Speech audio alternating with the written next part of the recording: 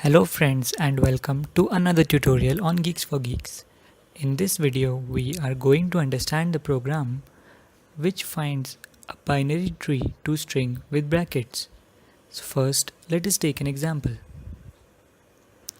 For the given input, the output will be 1, 2, 4, 3. We need to omit all the unnecessary empty parenthesis pairs. Now let us see the approach. The idea is to do the pre-order traversal of the given binary tree. Along with this, we need to make use of braces at appropriate positions. But we also need to make sure that we omit the unnecessary braces. We print the current node and call the same given function for the left and right children of that node. Now let us see the algorithm. Let us also have a sample tree to test our algorithm. We pass the root node, which is 1, an empty string to str to tree-to-string function. Since root is not null, we insert root's data as a character to string str. Next, we check if root is a leaf node. As it is not, we push a left parenthesis for the left subtree. Then we traverse for the left subtree. So we pass the left child of 1, which is 2, to tree-to-string function using a call stack. As root is not null, we push root's data as a string to str.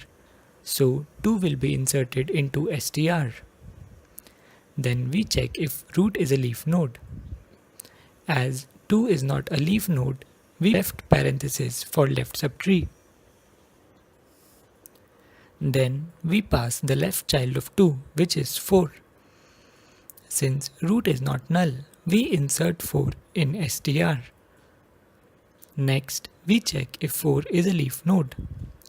As it is a leaf node, we return to the previous call. Execution for node 2 is resumed and we push a closing parenthesis into str. Then we check if root has a right child. As it doesn't have a right child, we finish execution for root 2 and return to the previous call. Execution for root 1 is resumed, and now we push a closing parenthesis in string str. Now we check if right of 1 exists. As it does exist, the last if condition gets satisfied and we push an opening parenthesis into str and call for the right child of 1, which is 3. Since root is not null, we push 3 into str. Then we check if 3 is a leaf node. As it is a leaf node, we return to the previous call and resume execution for root 1. Next, we push a closing parenthesis to str. We have the final string and we finish execution for this program.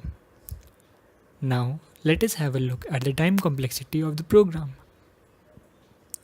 This code will run in big O of n complexity. Here n are the number of nodes in the tree.